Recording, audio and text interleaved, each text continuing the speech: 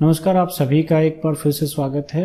टैनी से related 2 videos मैंने post किए थे। पहला वीडियो था कि किस तरीके से टैनी फॉर्म को फिलअप किया जाए और जो दूसरा वीडियो था उसमें था ई फाइलिंग कैसे करें टैनी फॉर्म की। उन दोनों वीडियोस से काफ़ी सारे कमेंट्स रिसीव हुए, मेल्स रिसीव हुई, जिसमें कुछ एक क्वेश्चंस में यहाँ पे उनमें से कुछ क्वेश्चंस को यहाँ पे मैं डिस्कस कर रहा हूँ। उनमें जो सबसे कॉमन क्वेश्चन है वो ये है कि क्या 10E फॉर्म को रिवाइज किया जा सकता है। जिस तरीके से इनकम टैक्स रिटर्न को हम रिवाइज कर देते हैं अगर उसमें कोई गलती हो जाए, तो क्या 10E फॉर्म के अंदर गलती हो जाए तो उसको भी रिवाइज किया जा सकता है। तो यहाँ पे मैं क्लियर करना चाहता हूँ कि इनकम टैक्स डिपार्टमेंट की ई फाइलिंग की जो वेबसाइट है उसके ऊपर ऐसा कोई ऑप्शन अवेलेबल नहीं है जिससे आप 10E फॉर्म को रिवाइज कर सकें। अगर आपके 10E फॉर्म के अंदर किसी प्रकार की कोई गलती हो जाती है तो आपको उसको रीसबमिट करना पड़ेगा, और जैसे ही आप रीसबमिट करते हैं तो पहले वाला जो भी फॉर्म था वो इनइफेक्टिव हो जाएगा, और जो दूसरा फॉर्म जो आपने नया फिलअप किया है, जो करेक्टेड फॉर्म फिलअप किया है, वो काम करेगा और आप 10E के बेनिफिट्स ले पाएंगे। नेक्स्ट क्वेश्चन है, जब हम 10E फॉर्म फिलअप करते हैं तो उसमें एनेक्स्चर 1 के अंदर हमें फाइनेंशियल ईयर फिलअप करना है या असेसमेंट ईयर फिलअप करना है। तो यहाँ पे मैं क्लियर करना चाहूँगा कि जो एनेक्स्चर 1 है उसके अंदर हम जिस ईयर में हमें एरियर रिसीव होता है वो एक रो के अंदर एंटर करते हैं। मल्टीपल ईयर्स के लिए अगर वो रिसीव होता है तो मल्टीपल रोज के अंदर हम फिलअप करेंगे, और उसमें जो सबसे पहले वाला कॉलम होता है वो है ईयर के लिए, जिस ईयर के लिए आपको वो रिसीव हुआ है, तो वही फाइनेंशियल ईयर आपको वहां पे एंटर करना है। नेक्स्ट क्वेश्चन है, जब हम इनकम टैक्स रिटर्न ई फाइल करते हैं तो टोटल इनकम के अंदर क्या हमें एरियर जोड़ के इनकम एंटर करनी है या विदाउट एरियर्स के इनकम एंटर करनी है। तो यहाँ पे मैं क्लियर करूं कि 10E फॉर्म 89(1) के अंदर जो मिलने वाली छूट है उसके लिए है। इसमें हम जो भी आपको एरियर रिसीव हुआ है प्रीवियस ईयर्स के लिए उसमें छूट लेते हैं इनकम टैक्स के अंदर।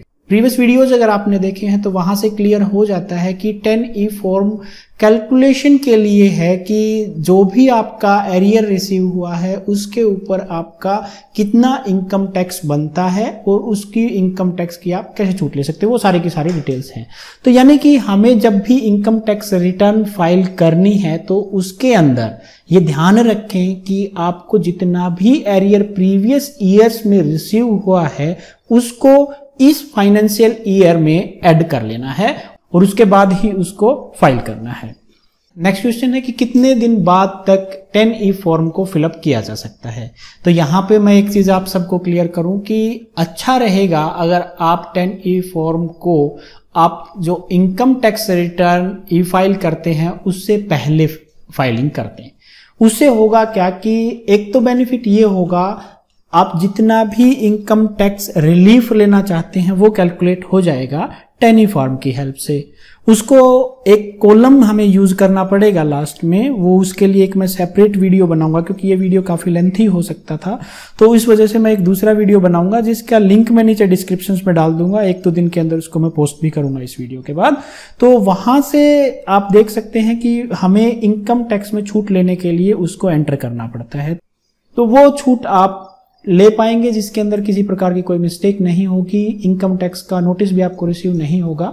दूसरा, अगर आप उसको बाद में फिलअप करते हैं इनकम टैक्स रिटर्न के, अगर आप इमीडिएटली उसके बाद फिलअप करते हैं तो कोई समस्या नहीं है, 1-2 दिन तक भी कोई समस्या नहीं है, आप कर सकते हैं। बट जो पहला पॉइंट मैंने डिस्कस किया वो बेनिफिट्स के अंदर प्रॉब्लम आ सकती है, कैलकुलेशन में गलती हो सकती है, तो आपको हो सकता है इनकम टैक्स रिटर्न दोबारा से रिवाइज करनी पड़े। इसलिए मैं तो यही कहूंगा आप पहले फिलअप कर लें।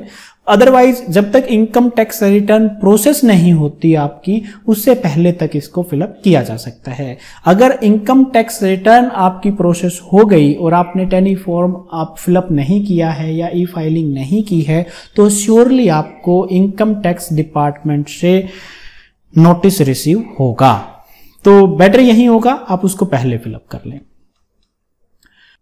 नेक्स्ट क्वेश्चन रिफंड से रिलेटेड है। अगर आपने इनकम टैक्स रिटर्न पहले भर दी है और उसमें आपने एरियर का कोई बेनिफिट यानी कि 10E फॉर्म का जो 89(1) के अंदर जो हमें छूट मिलती थी उसका कोई बेनिफिट नहीं लिया, तो क्या उस बेनिफिट को अब लिया जा सकता है? हाँ, नेक्स्ट असेसमेंट ईयर के मार्च के एंड तक 31 मार्च तक हम इसको फिलअप करके बेनिफिट ले सकते हैं। हमें 10E फॉर्म फिलअप करना पड़ेगा पहले।